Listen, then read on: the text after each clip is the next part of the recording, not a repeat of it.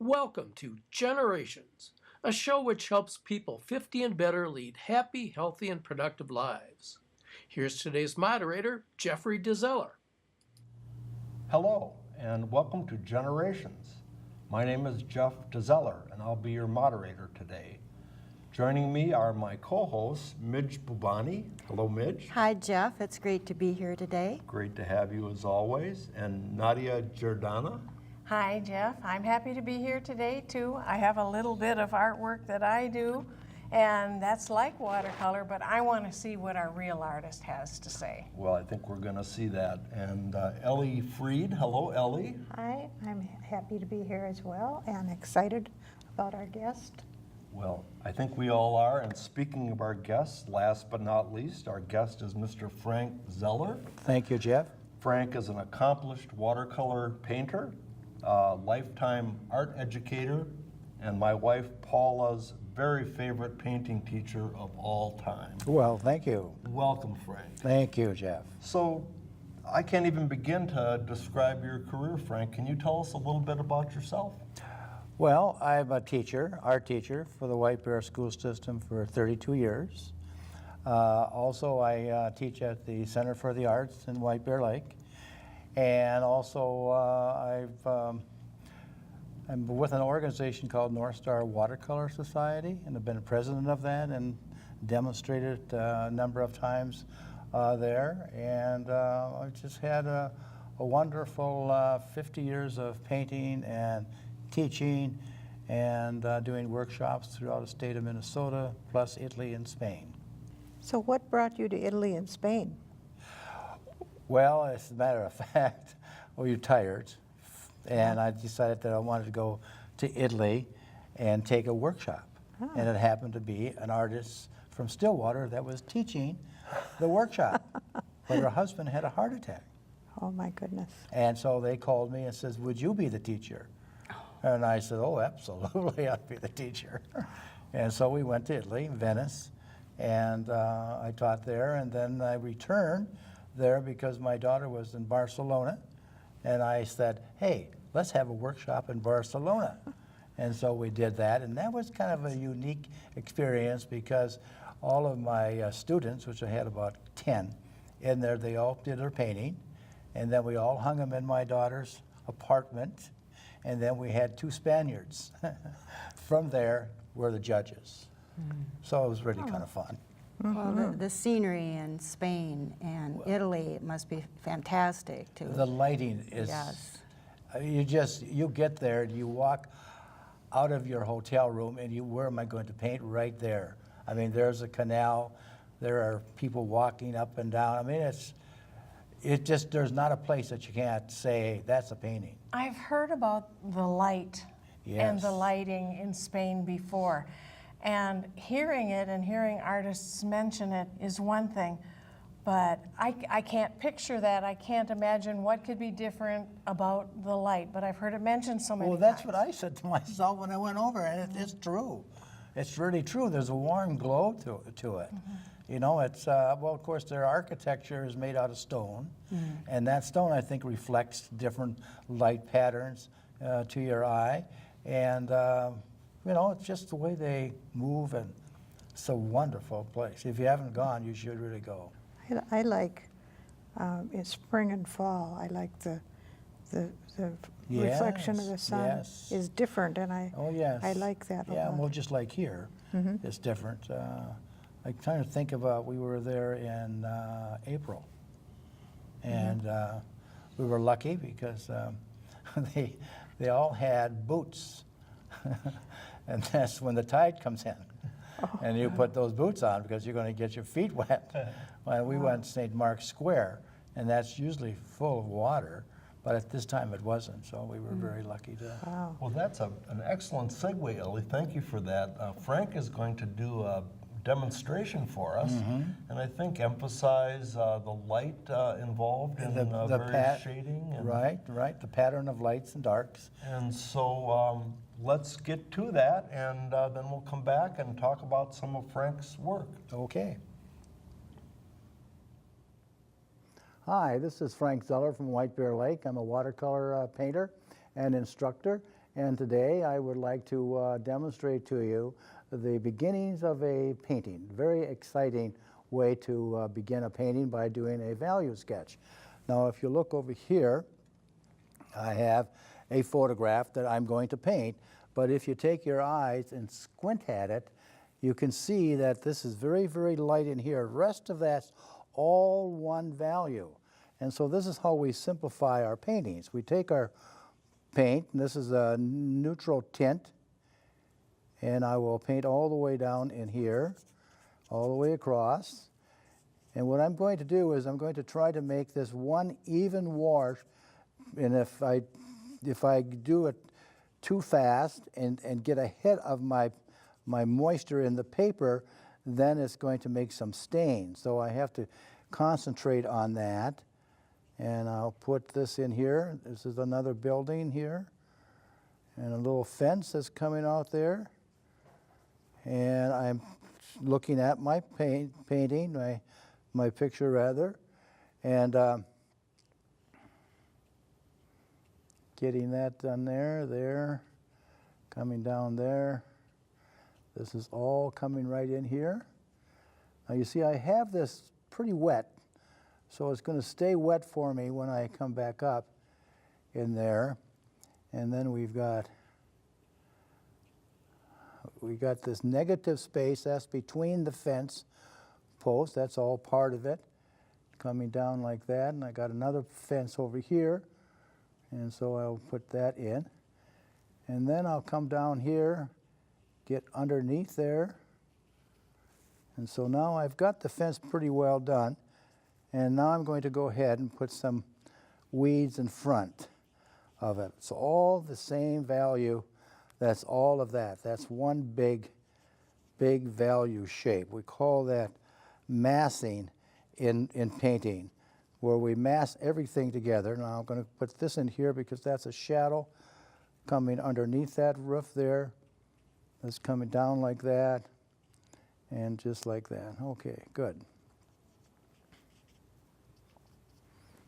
Okay, that's now, if you look at this again, you can see this white here, and then you can see all of that's another value, and the sky is light. So the sky is light, there's white here. You can see the fence. You can see some strokes in front of the fence that will be weeds going up in front. Maybe I should have a little bit higher there. Okay. And that's it.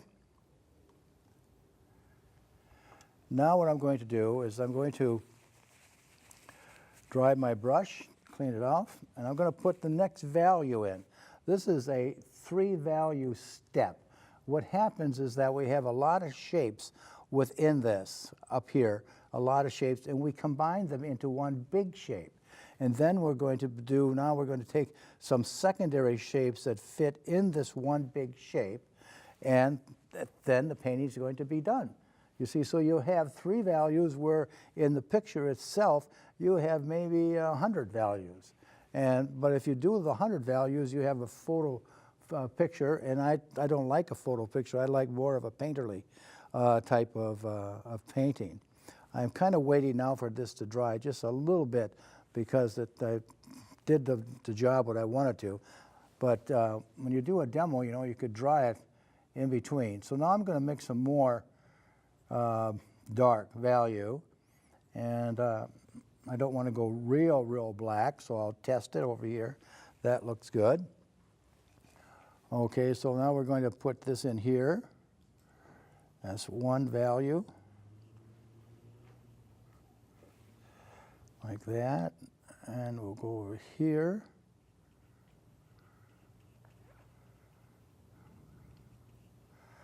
We have a lot of weeds and stuff there, so I'm going to just go right straight across. We have some branches coming up here that would be part of that.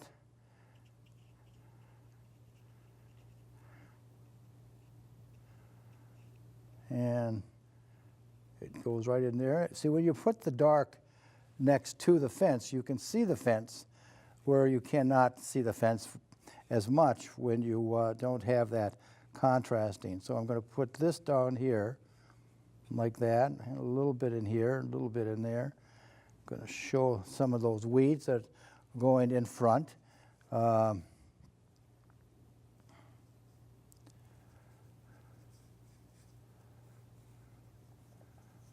It's a very complicated thing down in here, and so you got to be careful that you don't put too much detail. Okay, now I got a tree right here. Sun is coming this way, so I think what I'll do is I'll put the shadow part of the tree right in there.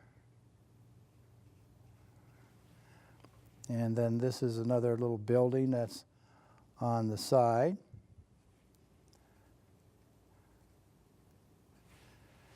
And as I do this, now I'm looking at what I'm doing. I'm not just blindly putting these in. I'm looking to see the pattern that I see over there. And if you see this, this is really dark over here. So I'm going to put a little bit more over there.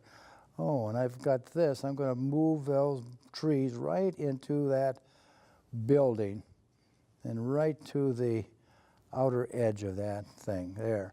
So you can see part of the building, but not all. So I got that little space right there that can show that. And we got a little line right there. We've got some windows there. Let's see, and then down like that. Okay, then I'm going to come up in here. Now I've got the part down in here, which, you know, I could put a lot of little different strokes. So what I'm going to do is I'm going to put one there. That'll kind of bring that railing out a little bit there. And we got a railing up here, railing there. Yeah, okay. Now I squint with my eyes. I'm going to come up here like this. Okay, it's darker on this side and then on that side. So these are further apart and these are closer together.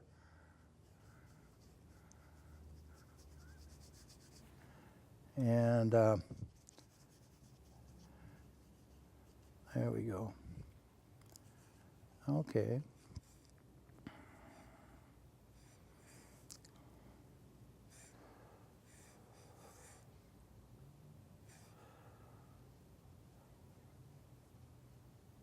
Now this is the artist. I've added this to the photograph because I thought I needed something to go to the outer edge there. There. Okay. Now I'm going to paint that with more of a dry brush. And then I'll come down with a dry brush on that stroke so the shingles can be shown. And also lighten this up a little bit for another value that will go right in here. There we go.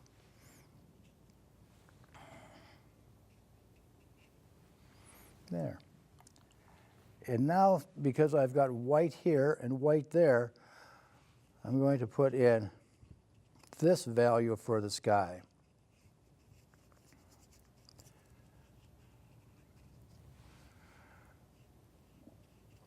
So now you get to see the total thing, and the subject matter, of course, is this part right in here. Now what I can do is I can take a little darker neutral tint, and I'll go ahead and see if I can just pinpoint some of the darks that I want, and then it'll be done. And then this is the way all paintings start. You know, you block in the bigger areas, and then you go for the secondary shapes, which is the darks, and now you go for the little details. I've got to get some paint on here. These little dark marks that go here and there, just for accent. You see, there's that is. Okay, I'm gonna have that really dark in that area. That there. put a little window in there. And come down in here, put a few little darks in there. Now this is where, I'm going to take that out. This is where it can get too busy. And that's, we always have that. And so I don't want to make it too busy. So I'm going to just put a few little marks. Now, this is sort of random here, so I think what I'm going to do is I'm going to take some of those out. Yeah, take some of those out. There we go. I think that works a lot better. Now you see the thing is starting to come into focus.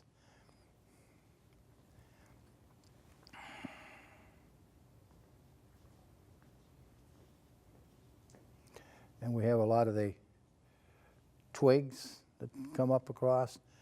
We've got a little bit of a line right up in here that I could indicate just the top part of that roof. And if you notice, the value between this and this is not that great, and it should be a little bit. So I'm going to darken that just a little bit. Yeah, okay, good. And bring it out. You don't have to have it as dark at this edge because this is light. It can go lighter as it goes inside of the painting. And then we've got a little bit of line there, a little bit of line there. Okay. That's it. Okay, now I always will do, wait a minute, no, oh, one more thing, sorry. You see, the thing is, you gotta look at this. This fence post here is in front of this, but it's only defined by the pencil line. And of course, we're not drawing, we're in painting. So I'm going to make that a darker top part of that fence. Right there. There, that's better. Do it over here too, do it over there. Yeah, good. And then after one gets done, you should always look at it in a mat. And that's the painting. Now, my goal was to have that big building in front of this little shack as a comparison of scale. The barn is always the biggest part in a landscape and farms. And so I thought that was what attracted me to this picture was how small this was for how gigantic that was. And of course, in the picture, you can see sky on top. I didn't want sky on top because I wanted that to really be huge. So those are the decisions that I always make.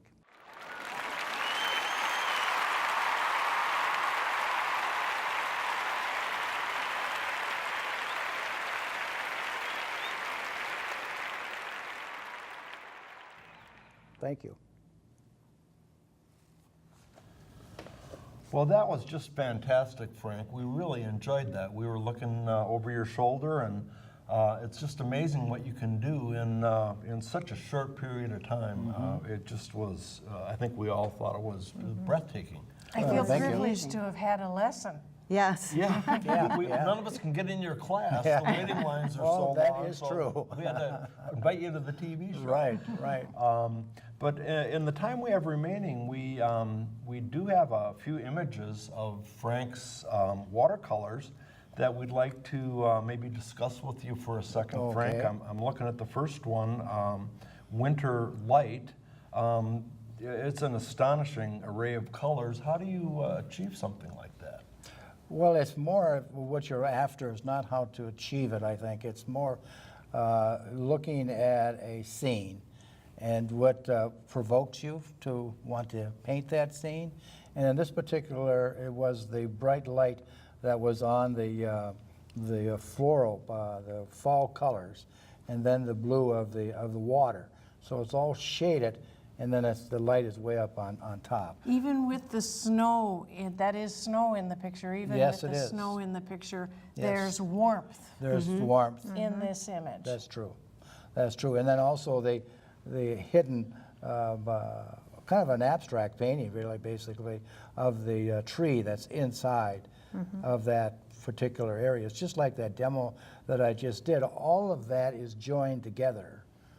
You see, all of that. And then the separate part is the right side of the painting. So those are things I think about.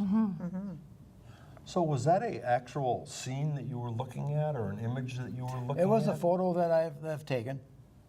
Yeah. But then you kind of put your Well, I touch put on my it own touch to, on it. Oh, yeah. absolutely, absolutely, yeah.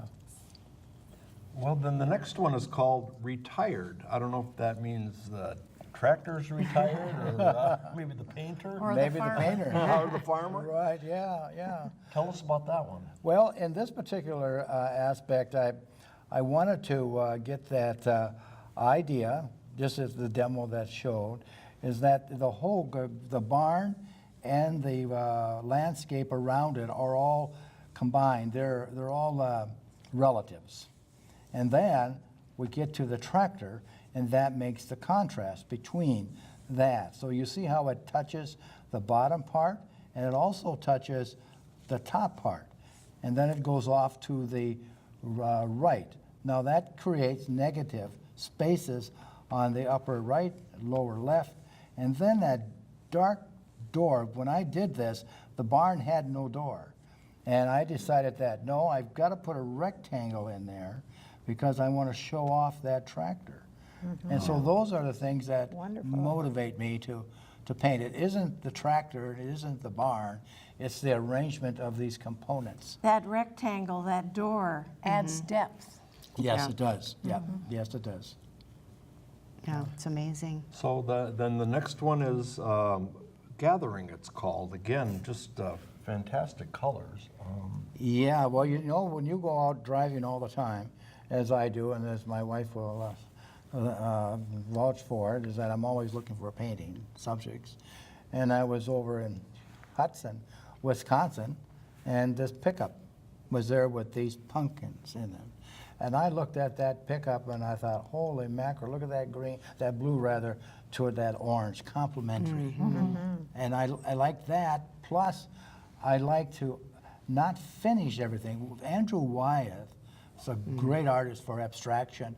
You might think it's real, but when you go up to it, it's very abstract.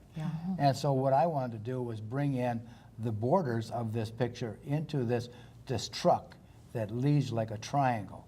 And we've got the truck right there, and then it gets the pumpkins. And I think I succeeded. Yes. You did. And I love the contrast of the blue Yes, and the isn't it orange. nice? It's fantastic. Yes. And then something, boy, you can see this 1,000 times driving between here and Milwaukee, but the restaurant Vista. Absolutely. That's exactly where it comes from, Wisconsin. Yes. Oh, yeah. Yes. And there's a, you know, the Orientals, they were good at doing this perspective where they never, like the Renaissance, they had perspective, the large to small. The Orientals, they went from top to bottom. So anything that was on the bottom was closer to you, not depending on size. It was just down the bottom, it was closer. And on top, it was further away. I see it.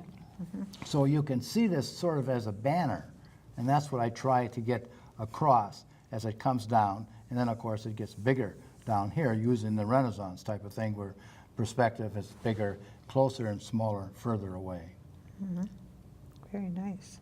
And you have the same coloring with the oranges and the blues. Yes, and the harmony is very important to a painting. But then again, you got to have contrast, and that's where that blue comes through there. But yes.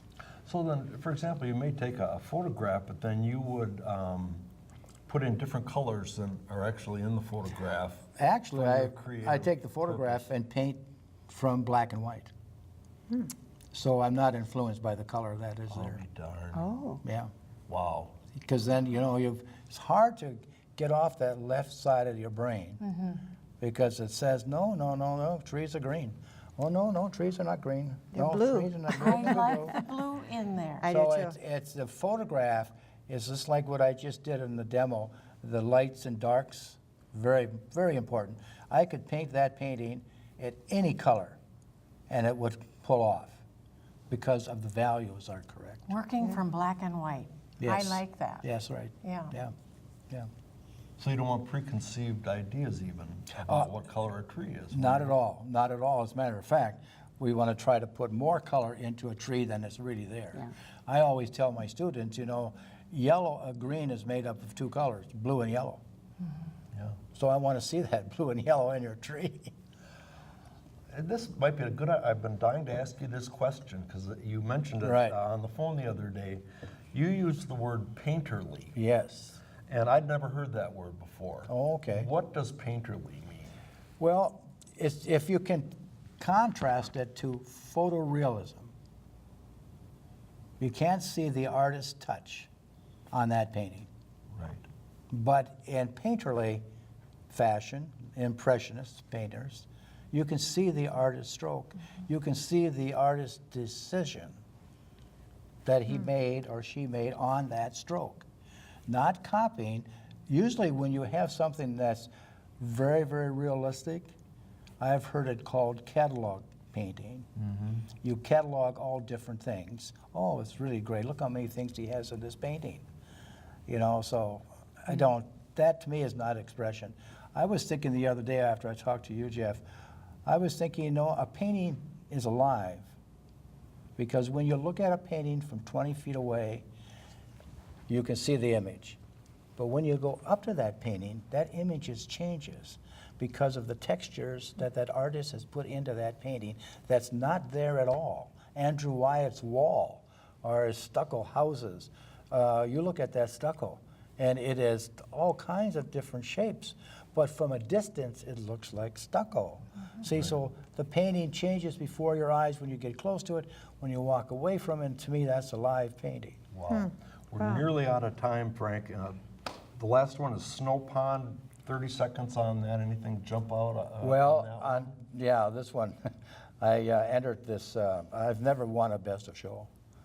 50 years of painting, I've never won, and this was the best of show. Oh, Last year at the North Star National Watercolor Show. Wow. And I've really appreciated it. And the whole thing was done with hard edges and brush stroke. wow. No blending or anything like that. It's almost like a poster type of painting. Congratulations. What Thank took you. them so Yeah. long? I have no idea. I just haven't caught up with me yet. It's beautiful.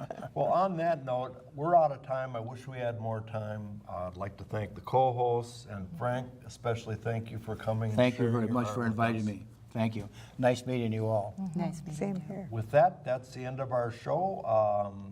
We'll see you next time on Generations. Look, even from back there, I could see that picture just taking shape. Yeah, and they're all just strokes. They're not detailed. Yeah, You but know. incredible. Yeah, it's Just fascinating. Makes me want to try that again. oh, sometime. it's a lot of fun. Yeah, I see why. yeah. The most amazing thing is how you work around the space, leaving the white parts. Yes, that's what you That's do in what amazing. watercolor.